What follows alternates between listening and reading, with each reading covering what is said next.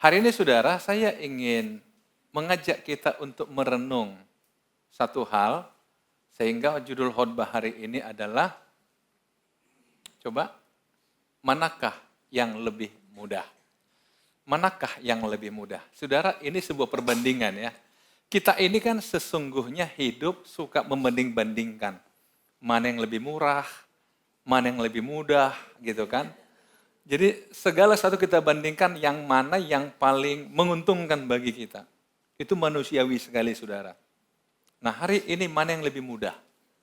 Saudara tentu kalau dikasih pilihan yang sulit dan yang mudah, saudara pasti memilih yang lebih mudah. Bahkan yang mudah dan yang mudah sekalipun masih pilih yang mana paling mudah. Hanya kalau waktu kecil aja ada makanan, yang mana paling besar. Ya kan? Jadi selalu saudara, apa yang menguntungkan kita itu menjadi pilihan kita. Tapi saya ingin mengajak kita, ini sebenarnya pertanyaan Yesus kepada ahli-ahli Taurat. Yesus mengatakan dalam Matius pasal 9 ayat yang kelima, manakah lebih mudah mengatakan dosamu sudah diampuni atau mengatakan bangunlah dan berjalanlah? Manakah lebih mudah mengatakan dosamu sudah diampuni atau mengatakan bangunlah dan berjalanlah? Saudara, sebelum kita masuk kepada kisahnya ini, saya ingin kita coba pahami dulu, manakah lebih mudah? Saudara, kalau bagi saudara, kira-kira ini kan Yesus yang akan melakukan. Jadi Yesus ingin melakukan sesuatu. Menurut saudara, bagi Yesus, mana lebih mudah? Walaupun saudara katakan, loh, bagi Yesus kan semua mudah. Iya. Tapi Yesus ingin mencoba menggunakan logika berpikir kita untuk menghitung, untuk mengkalkulasi, untuk menilai manakah lebih mudah mengampuni dosa atau melakukan mujizat bagi Yesus. Mana lebih mudah saudara? Melakukan mujizat atau mengampuni? Kalau bagi kita sih, yang mana paling sulit? Lakukan mujizat? Mengampuni. Manakah lebih mudah? Ayo. Manakah lebih mudah? Jadi Yesus itu suka menantang orang berpikir, saudara. Manakah lebih mudah? Tapi coba saya agak geser dikit ya. Saudara, apa yang paling sering saudara harapkan dari Tuhan? Pengampunan atau mujizat? Ayo. Yang mana? Jangan bilang dua-duanya, itu namanya serakah. Kan pilih salah satu. Mana yang lebih sering saudara minta dari Tuhan? Mujizat atau pengampunan? Berkat atau pengampunan? Berarti saudara mintalah hal-hal yang lebih mudah. Tadi saudara katakan lebih mudah kan? Kok tidak minta hal yang sulit dari Tuhan? Nah saudara, lihat, mari kita kembali ke Alkitab. Mujizat itu sudah dilakukan para nabi sebelum Yesus datang, betul? Musa misalnya, berapa banyak mujizat yang dilakukan Tuhan melalui dia? Enggak terhitung. Lewat Nabi Elisa, orang mati pun dibangkitkan. Lewat Nabi Elia ada banyak mujizat dan mujizat dan mujizat. Dan nabi-nabi yang lain banyak dipakai Tuhan lakukan mujizat. Tapi tidak satu pun di antara mereka yang diberikan otoritas untuk mengampuni dosa. Karena mengampuni dosa itu hak prerogatifnya Tuhan.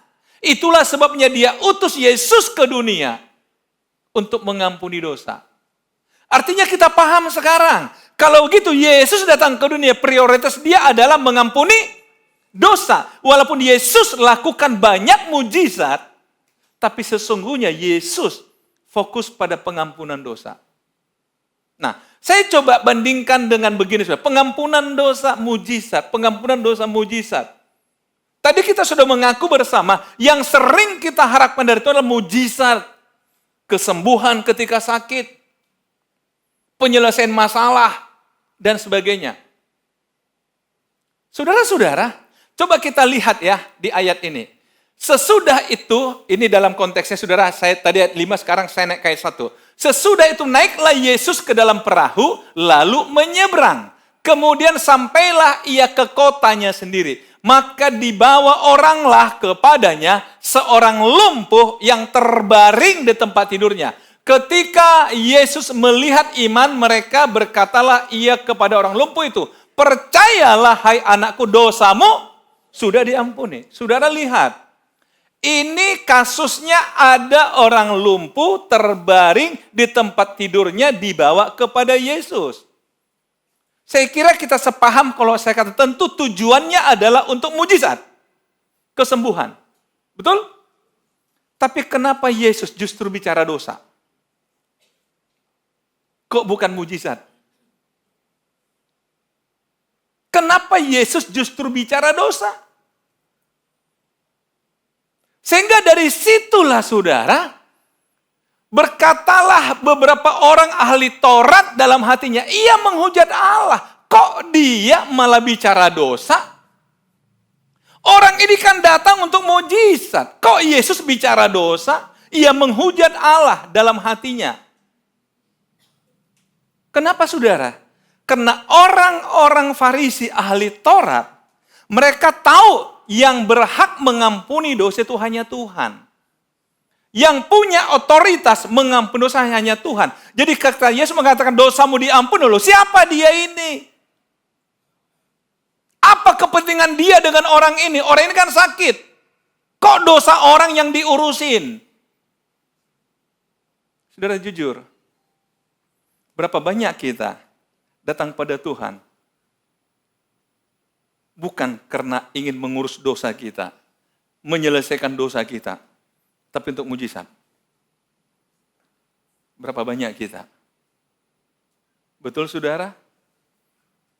Orang ke gereja mau cari apa? Berkat. Makanya sering bertanya, dapat apa kau di gereja tadi? Dapat apa kau hari ini? Saudara, itu penting, tapi bukan yang terpenting. Yang Tuhan mau ketika berhadapan dengan kita adalah, mau nggak dosamu diampuni? Mau nggak dosamu diampuni? Saudara, kita kembali. Kalau tadi lihat, berbaring di tempat tidurnya orang lumpuh. Orang sakit pasti arahnya, orang katakan mati. Betul? Orang sakit pasti bawanya, pasti orang, kenapa orang minta kesembuhan? Supaya nggak mati. Tapi saudara tahu, mau disembuhkan pun pasti mati juga, hanya di-delay. Loh, siapa sih nggak mati? Nggak, mari kita berpikir logis dulu, nggak usah takut dulu, tolong. Kalau kita sakit pergi ke dokter hanya untuk mendelay, betul nggak? Mendelay 5 tahun kah, 10 tahun kah, 20 tahun kah, tapi kan tetap mati juga. Wih, jadi takut ya? Hampir sama, berkat juga sama. Hari ini sudah berkat berapapun, tahun depan udah habis, kan minta lagi. Betul nggak saudara? Jadi Tuhan ingin berhadapan dengan kita, mengajak kita berpikir, kenapa nggak berpikir sesuatu yang bertahannya sampai kekekalan? Dan itu hanya terjadi kalau dosamu diberesin. Berapa banyak pun harta kita dapat bisa habis. Sekali lagi, maaf, saya tidak mengecilkan dan tidak memandang rendah orang yang sakit. Tapi sekali lagi, kalaupun Tuhan sembuhkan dengan cara ajaib, itu hanya mendelay kematian.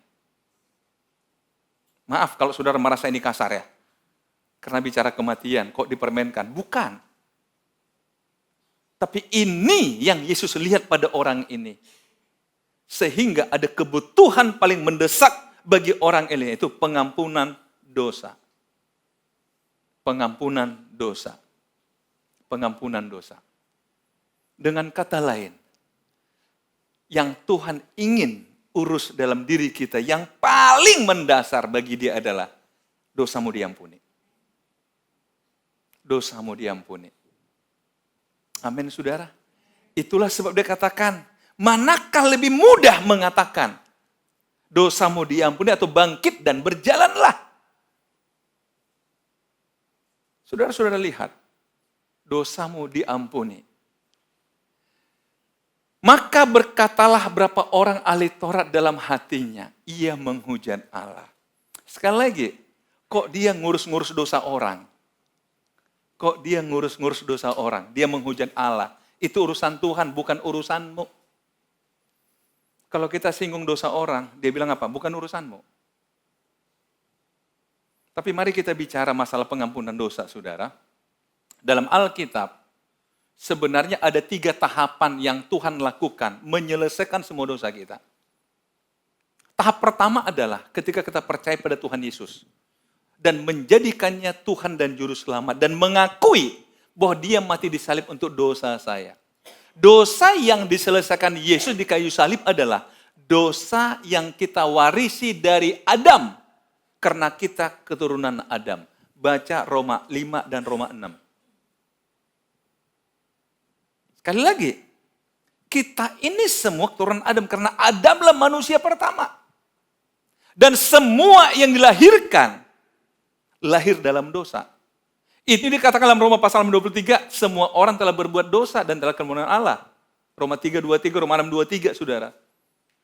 Kita semua hadir, lahir dunia berdosa, saudara. Tetapi lewat kematian Yesus di salib, maka kutuk dari dosa ini dituntaskan oleh Yesus. Kutuk dari dosa itu. Artinya apa? Yang tadinya dosa ini membawa kepada maut, kematian kekal, tapi bagi orang percaya dituntaskan Yesus, engkau tidak lagi mengalami kematian kekal. Karena engkau punya Tuhan Yesus yang sudah mati bagi engkau. Itu dosa yang pertama Tuhan selesaikan.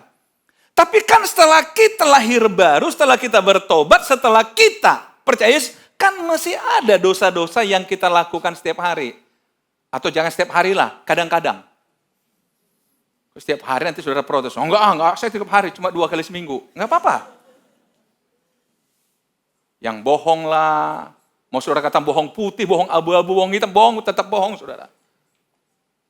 Saudara-saudara, dosa setiap hari. Dosa sehari-hari. Dosa lewat perkataan, dosa lewat pikiran, dosa lewat perasaan, dosa lewat perbuatan. Itu semua dosa. Dan itu juga harus diselesaikan. Caranya gimana? Yesus mengatakan dalam Roma pasal 17, kuduskanlah mereka dalam kebenaran, firman-Mu adalah kebenaran. Artinya, penyucian pikiran kita, penyucian perasaan kita, penyucian perbuatan kita itu melalui firman yang saudara dengar. Contohnya begini, saudara, paling gampang. Pernah nggak saudara merasa ada khotbah sepertinya menuduh saudara, kamu salah loh, kamu kemarin gini-gini. Pernah? Itu berarti Tuhan sedang ingin bersihkan sisi yang itu. Oke? Tapi kadang kita nolak. Makanya nggak bersih-bersih dia. Belum terampuni masalah itu. Makanya berulang lagi dan berulang lagi. Itu lewat firman saudara dengarkan. Mulai dibersihkan satu demi satu. Diampuni ini. Yang suka bohong, gak bohong lagi. Karena apa? Sadar akan firman Allah. Aduh aku bohong. Makasih Tuhan ampuni aku. Aku gak bohong lagi. Hari ini. Saudara-saudara lihat. Itu caranya. Jadi semasa hidup ini berproses terus. Karena itu saudara, harusnya semakin sering saudara beribadah, semakin sering dengan firman hidupnya itu ada perubahan. Semakin hari semakin baik. Dan itu untuk keuntungan kita semasa di bumi, saudara. Nah, tahap yang ketiga penyucian itu kapan? Ketika kita berhadapan dengan Tuhan, baru di sana murni kita dibersihkan semua. Dibersihkan. Itu istilah Alkitab, dimuliakan bersama dengan Tuhan. Sehingga kita layak dan punya kesempatan untuk duduk bersama dengan Tuhan. Karena sudah dibersihkan dari segala yang kotor. Jadi saudara, ketika Tuhan mengatakan dosamu diampuni, ahli Taurat berpikir di hatinya, dia menghujat Allah. Tetapi Yesus mengetahui pikiran mereka lalu berkata, mengapa kamu memikirkan hal-hal yang jahat di dalam hatimu? Coba saudara renungkan. Ketika mereka menghujat Allah, kok jahat kamu ya? Kok hatimu jahat ya? Kok pikiranmu jahat ya? Saudara, kadang kalau kita bicara dosa, dibilang orang kita jahat, pendeta itu jahat, khotbahnya nyerang. Gimana saudara? Mau cari aman? Ya enak sekali pendeta saudara. Bicara aja lah. Aduh, engkau diberkati. Nggak apa-apa kok, nggak apa-apa. Tapi, apakah panggilan kami untuk seperti itu? Tidakkah kami ingin juga mengatakan, dosamu diampuni loh. Alkitab mengatakan, nggak peduli semerah apa dosamu. Tuhan mengampuni. Makanya manakah lebih mudah? Artinya katakan begini, aku sedang melakukan sesuatu yang cukup berat loh bagi kamu. Kalau engkau hanya berpikir mujizat, berkat itu hal yang kecil bagi Tuhan. Hal yang kecil bagi Tuhan. Coba Tuhan dengan 5 roti 2 ikan, 5.000 kenyang. Gampang sekali bagi Tuhan. Saudara-saudara. Tapi ada hal yang lebih sulit yang Tuhan kerjakan, mengampuni dosa. Karena itu saya ingin mengatakan pada saudara, cobalah setiap hari ambil waktu mohon ampun sama Tuhan. Untuk dosa-dosa saudara. Yang saudara lakukan pada hari ini. Saudara tahu Ayub kelebihannya apa? Dia punya anak 7 laki-laki, 3 wanita. Karena hari cuma 7 dalam seminggu, dan setiap anaknya buat pesta setiap hari, sehingga yang wanita nggak punya hari lagi.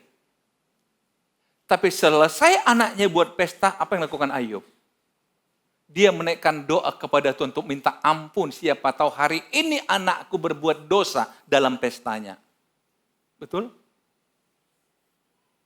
Saya ingin katakan pada kita hari ini, yuk, bagus sekali kalau malam-malam sebelum tidur, Tuhan, hari ini sepertinya aku ada melakukan kesalahan. Aku menyakiti sesamaku. Lewat ucapanku ada orang yang terganggu. Ada orang yang tersinggung. Tuhan, aku berdosa dalam pikiranku. Karena tadi aku berpikir begini. Seperti orang ahli Taurat. Berpikir begini. Tuhan ampuni aku hari ini. Tuhan ampuni aku. Tuhan ampuni aku. Tuhan ampuni aku. Bahkan saya ingin mendorong saudara. Yuk berubah. Ketika ke gereja, kita datang untuk minta pengampunan dari Tuhan. Amin, saudara? Kita minta pengampunan. Kita minta pengampunan dari Tuhan. Karena itu yang Tuhan Yesus ingin urus. Di luar itu, lihat, Yesus katakan, kamu itu jahat dalam hatimu. Nah, manakah lebih mudah? Baru katakan, manakah lebih mudah mengatakan dosamu sudah diampuni atau mengatakan bangunlah dan berjalanlah. Tetapi supaya kamu tahu bahwa di dunia ini anak manusia berkuasa mengampuni dosa. Lalu berkatalah ia kepada orang lumpuh itu, bangunlah, angkatlah tempat tidurmu dan pulanglah ke rumahmu. Dan orang itu pun bangun lalu pulang. Bukan Yesus nggak peduli masalahnya. Tapi hal yang sulit Yesus selesaikan dulu. Hal yang sulit, pengampunan dosa. Hampir sama kan, kita mengampuni orang kan hal yang sulit kan? Nggak gampang saudara, mengampuni orang bersalah pada kita. Nggak gampang. Walaupun resikonya sakit hati, tertekan. Tapi kok dipelihara saudara? Orang-orang mengatakan obat sakit hati adalah pengampunan. Ampuni dia. Ampuni dia. Saudara, berapa hari yang lalu kami ada tamu. Dalam sebuah perbincangan, saya kenal orang itu sudah cukup lama. Bahkan sempat saya merasa sudah terhilang dia. Karena memang ada satu masa dalam hidupnya memang dia terhilang betul. Karena berbagai pergumulan, berbagai persoalan yang membuat dia marah kepada banyak orang. Akhirnya kesempatan kami ngobrol sama dia, dia cerita kembalinya dia kepada Tuhan. Dia katakan, awalnya ketika saya suruh mengampuni, saya tidak pernah mau. Karena saya merasa orang itu jahat kok diampuni. Tapi lama-lama saya berpikir, saya akan coba datang kepada orang itu dan saya yang minta ampun sama dia. Walaupun sebenarnya di hati saya, dia yang harus minta ampun sama dia. Tapi saya yang datangi, minta ampun sama dia. Dia bilang yang luar biasa adalah ditolaknya saya. Udah saya datangi, minta ampun, ditolaknya saya yang satu. Tapi yang syukurnya diterima saya. Tapi dia bilang, walaupun saya ditolak, tapi saya plong. Karena apa? Saya sudah mengampuni dia. Sehingga saya menemukan kembali hidup saya. Saudara, ada banyak orang kehilangan hidupnya. Hanya karena tidak mengampuni. Nah, ini yang Tuhan ingin beresi di hidup kita. Persoalan kita adalah dengan Tuhan. Dosa membuat kita terpisah dari Tuhan. Itu yang Tuhan ingin beresin. Supaya hubungan dengan Tuhan baik-baik saja, saudara. Itulah sebabnya Tuhan ampuni. Dosamu diampuni. Kemudian dikatakan apa? Angkat tempat tidurmu, bangkit, dan dia pulang.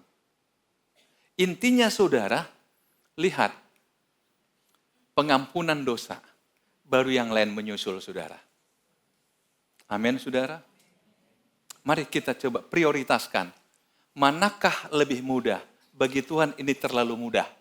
Karena dia Tuhan. Tapi ini jadi sulit. Kenapa? Karena kitanya, bukan Tuhannya. Karena kitanya tidak merasa berdosa. Karena kitanya tidak merasa bersalah. Makanya jadi sulit, saudara. Kalau ini biasanya karena kita memang butuh, kan? Betul? Tapi kalau ini, karena itu Alkitab mengatakan, barang siapa mengaku dengan mulutnya dan percaya di hatinya, Kristus adalah Tuhan, maka dia diselamatkan. Amin, saudara. Kadang-kadang kita mengukur Tuhan hanya dengan keberadaan kita. Kita mengukur Tuhan dengan persoalan-persoalan kita. Mau sampai kapan, saudara, bergelut dengan masalah saudara? Begitu selesaikan masalah lain lagi, selesaikan masalah lagi nih. Selesai, akhirnya gitu terus hidup kita. Tapi Tuhan ingin, yuk, beresin dulu hubunganmu dengan Tuhanmu. Supaya Tuhan menemanimu menyelesaikan masalahmu. Amin. Amin, saudara. Saya ingin tutup dengan satu kisah, saudara. Siapa pernah dengar nama Jane Crosby?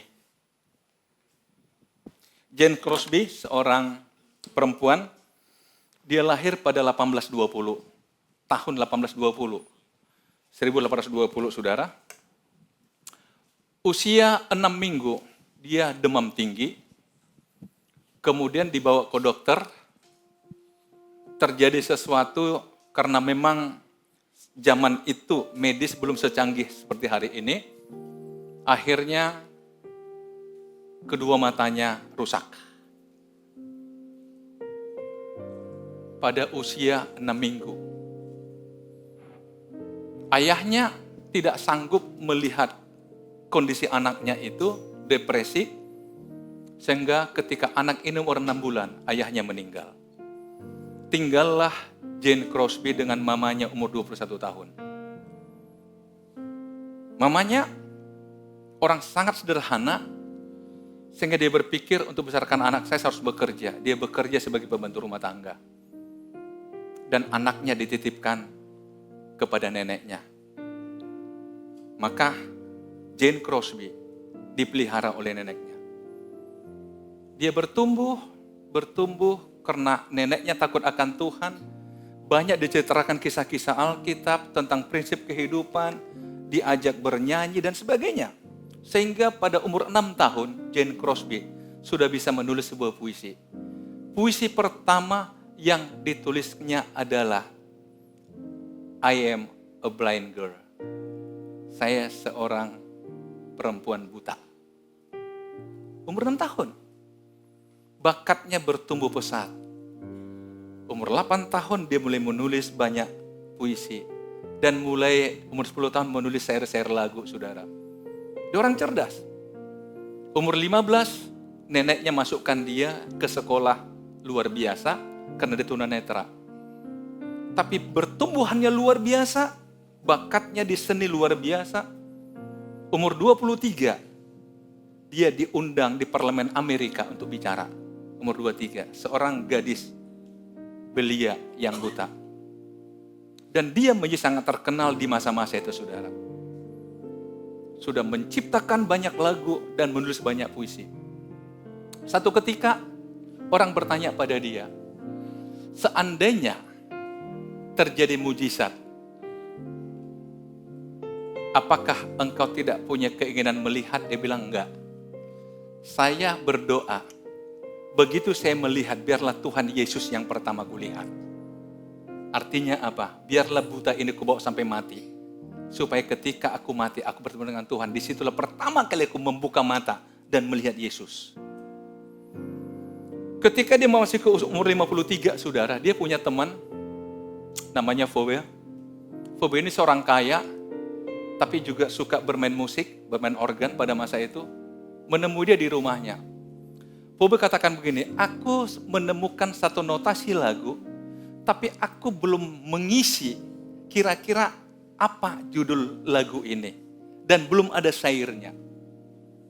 Kemudian Jane mengatakan, coba mainkan musikmu. Dimainkan berulang-ulang. Saudara tahu, ketika setelah sekian kali berulang dia katakan, saya sudah tahu judul lagu ini. Judulnya adalah Blessed Assurance. Jesus is mine. Itulah akhirnya terjemahkan dengan ku berbahagia, yakin teguh, Yesus abadi, kepunyaanku, aku warisnya, ku ditebus, ciptaan baru, Roh Kudus. Aku bernyanyi bahagia, memuji Yesus selamanya. Aku bernyanyi bahagia,